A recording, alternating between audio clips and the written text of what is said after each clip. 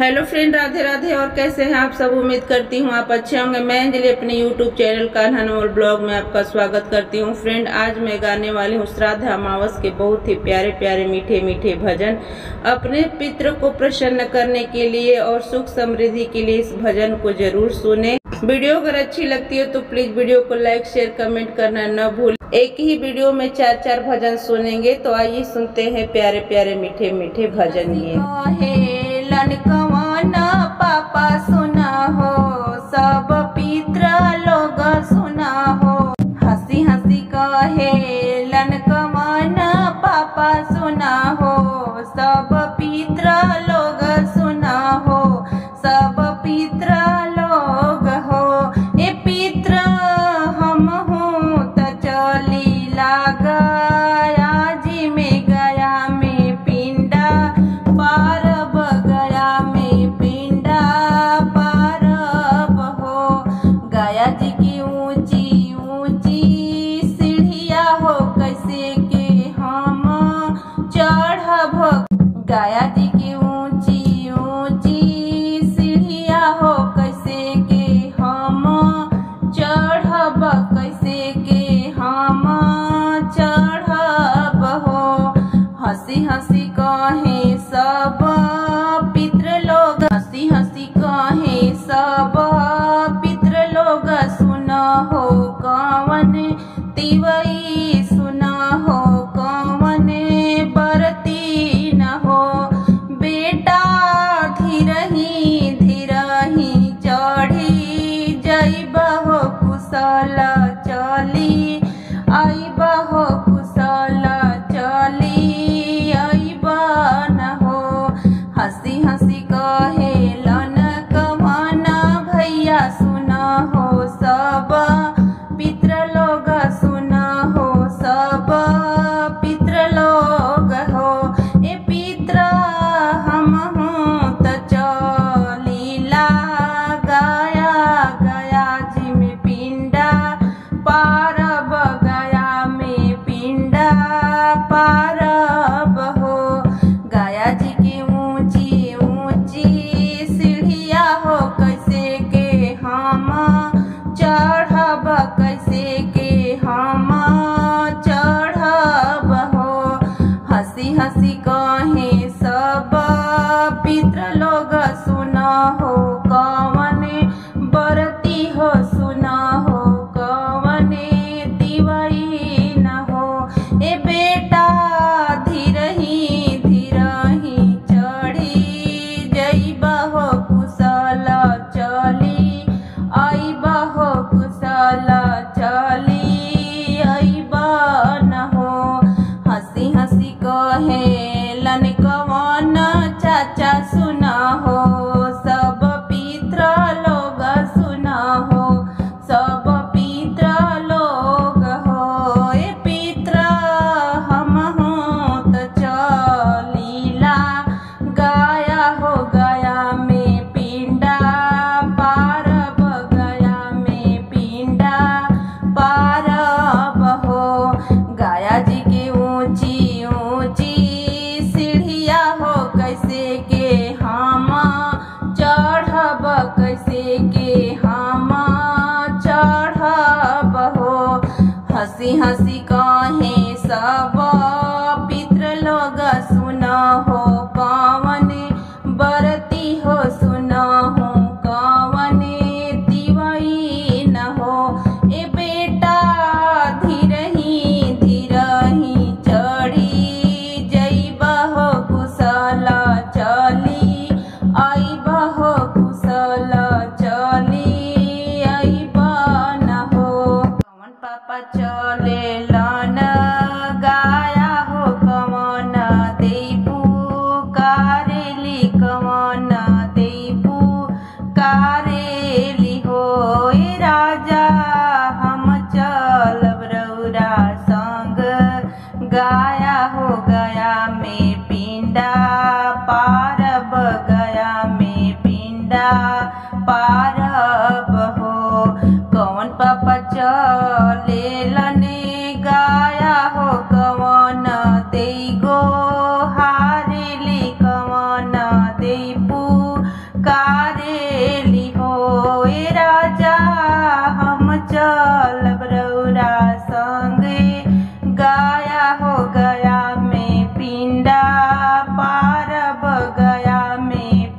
पिंडा पारब हो।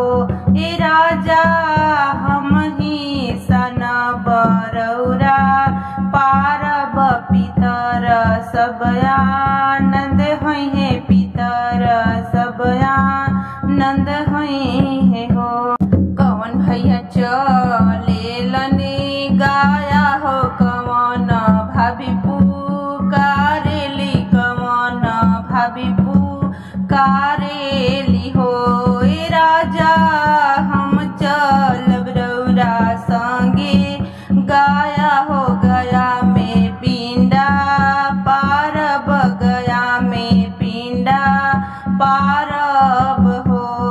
राजा हम सन बरौरा पारब पितर सब आनंद है पितर सब आनंद है हो।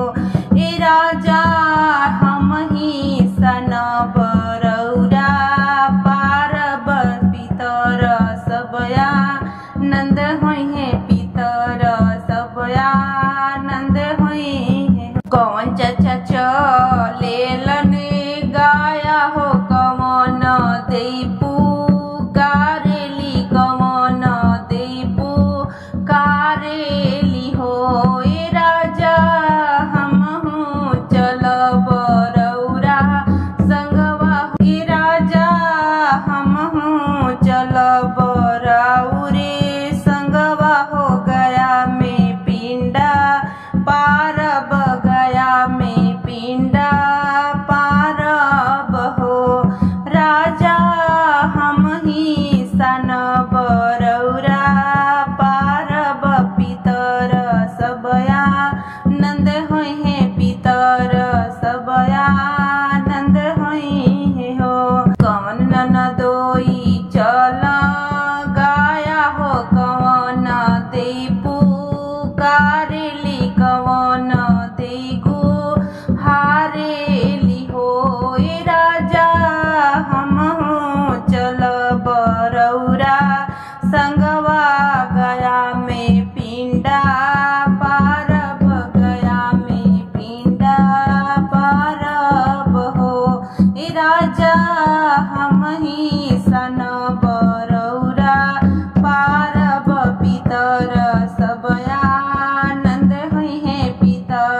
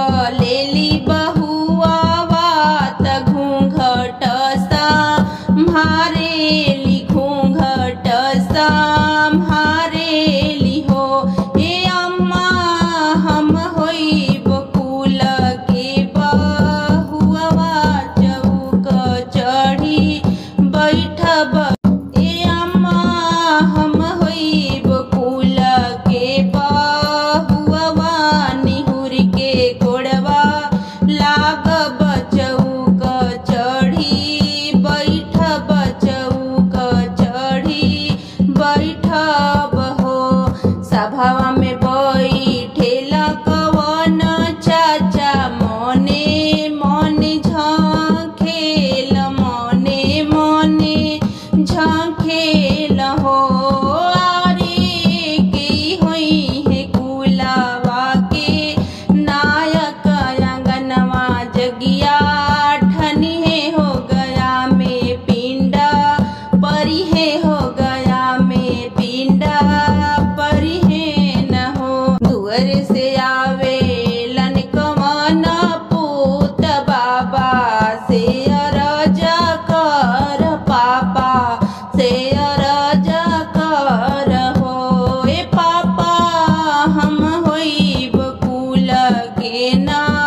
यकवा अंगनवा जगिया ठन बहुत गाया पिंडा पर भूत गाया पिंडा पर बोन हो मचिया ही बैठल कवन दे तमने मने झांखे तमने मने झांखेली हो आरे की हुई है के बाहुआ चौक चढ़ी बैठी है चौक चढ़ी बैठी है न हो घर में से निकलेली कवन दे घूंघट संहारेली त घूंघट संहारेली हो अम्मा हम होई बकुल के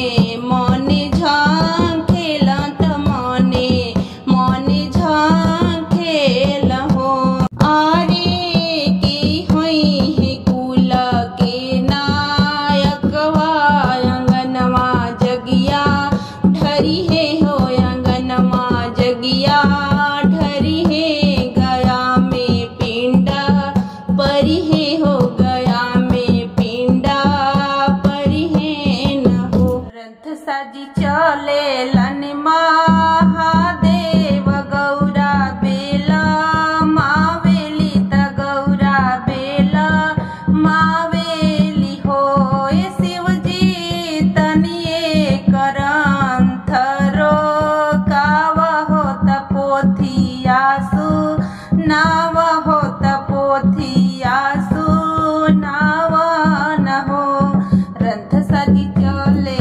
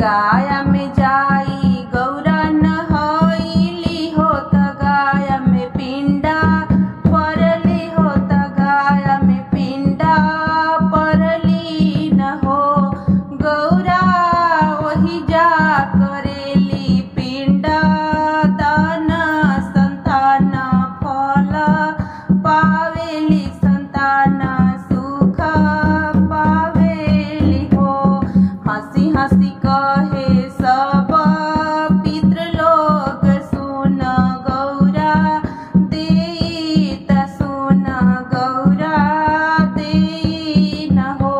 ए गौरा होई है गणपति महाराज हो मेहनवा छूटी जई है हो मेहनवा छूटी जई है न हो। जाहु मोरा गणपति जन्मी है गया में फिरू आई भो दोबारा पिंडा पारब हो। अमावय सन गौरा मऊर बेलिया ऐसने उग हो। अमावय सन गौरा मऊर हो बेलिया ऐसने पसर हो बेलिया ऐसन पसर न हो। अरे हो दुबिया ऐसन गौरा उग हो दोबारा पिंडा पारेलु दोबारा पिंडा पारेलु हो। रथ साजी चले लन महादेव रथ साजी चले लन महादेव गौरा रानी बेले मावेली गौरा रानी बेले मावेली हो।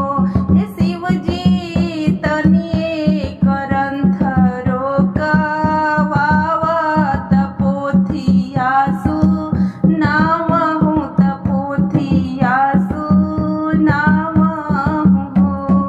मचिया ही बैठल कौशल्या रानी सिंहासन राजा दशरथ सिंहासन राजा दशरथ हो।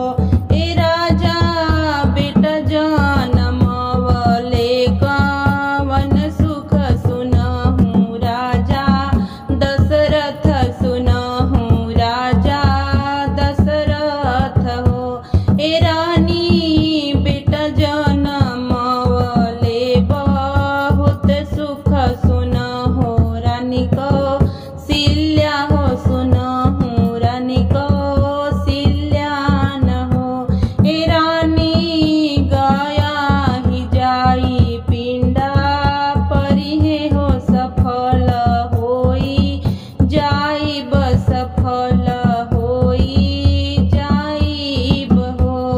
मचिया ही बैठल कौशल्या रानी सिंहासन राजा दशरथ सिंहासन राजा दशरथ हो। ए रानी बेटी जनमवले कवन सुख सुनहु रानी कौशल्या हो सुनहु रानी कौशल्या न हो। ए राजा बेटी जनमवले बहुत सुख सुनहु राजा दशरथ सुनहु राजा दशरथ हो। ए राजा जांघी बैठाई देव कन्या दान हो सफल होई जाई सफल होई जाई हो। मचिया ही बैठल कौशल्या रानी सिंहासन राजा दशरथ सिंहासन राजा